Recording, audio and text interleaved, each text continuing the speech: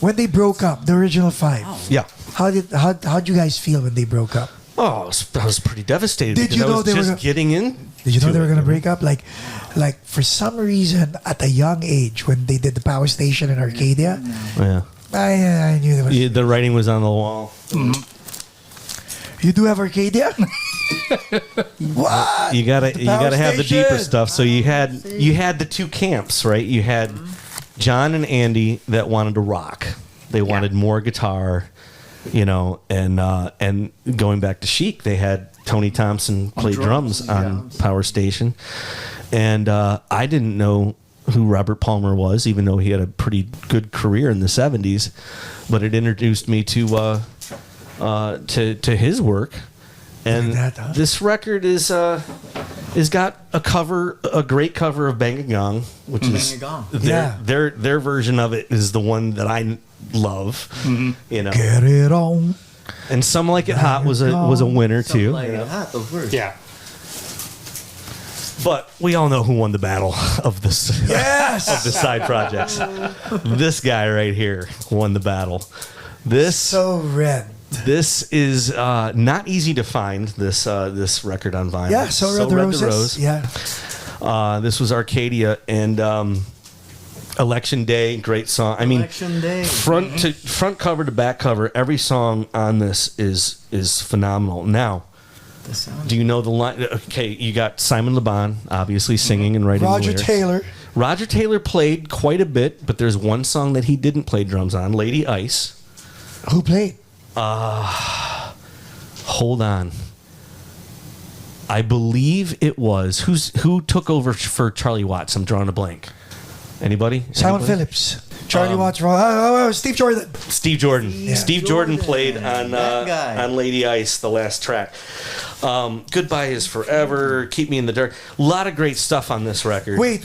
Why did Steve Jordan play? Because Roger Taylor quit? Roger Taylor, if you notice, he's in the pictures. He's on some promotional stuff, and he's on a majority of the material.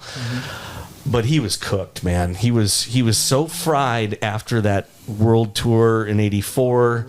By the time they did View to a Kill, he just didn't even, And he played a little bit on Power Station record too. Oh no. He played the Octoban parts on Some Like It Hot. Come.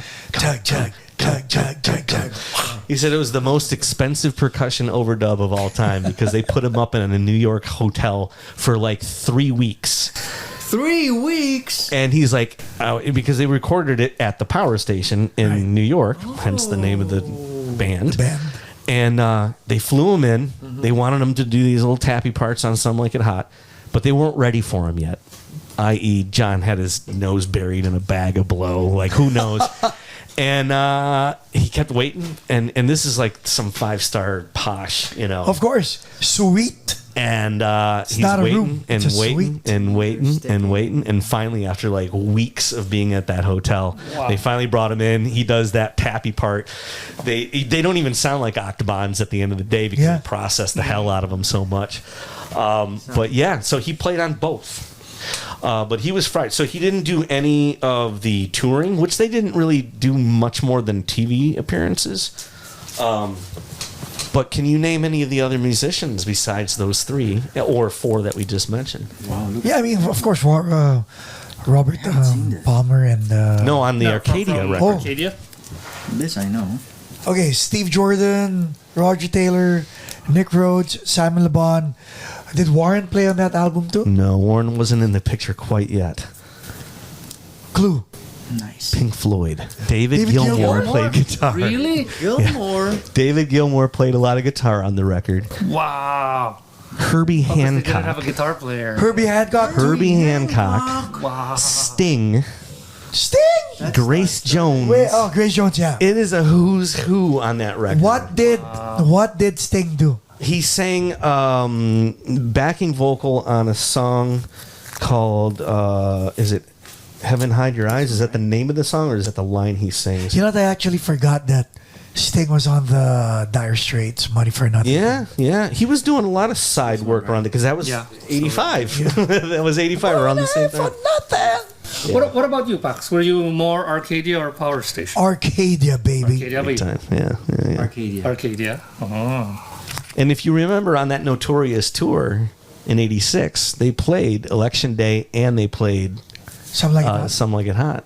Oh, wow. Now, As Duran Duran. between Some Like It Hot and what's the other hit song? Bang a Gong. Bang a Gong. What's your favorite? Bang a Gong. Even though it's a cover, I thought they killed it, man. I think they really did a nice job of remaking that one.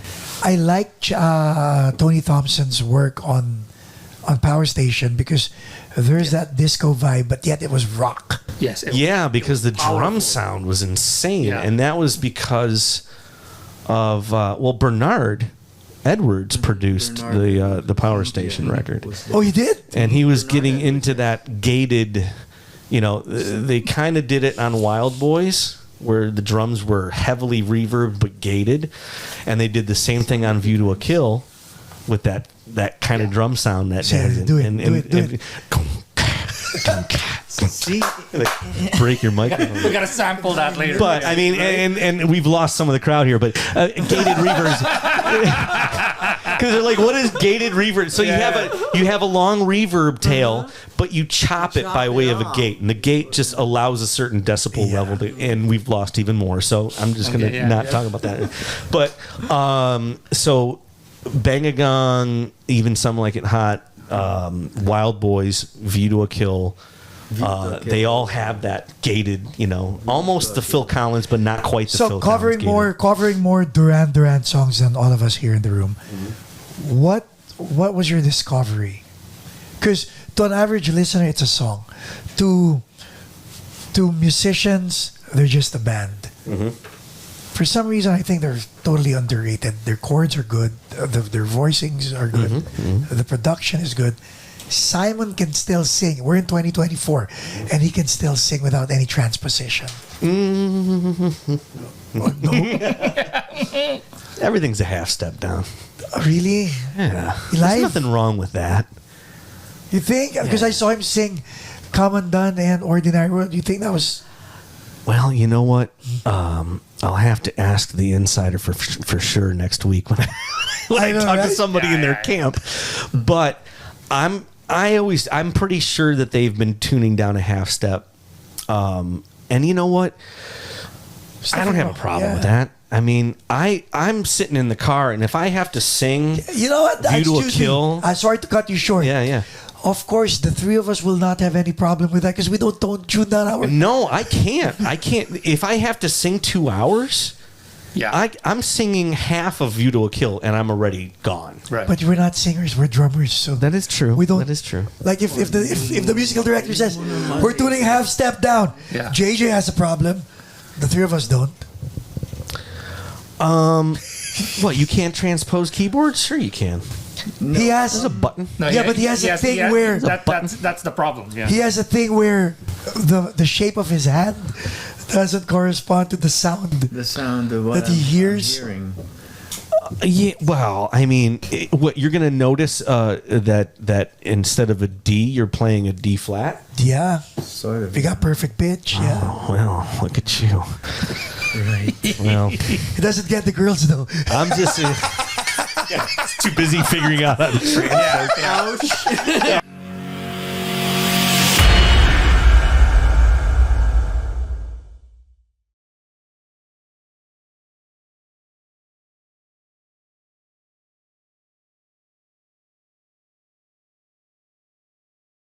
Visit AbbottEServices.com for fast medical transcription service. This podcast episode is brought to you by AB Music Creative.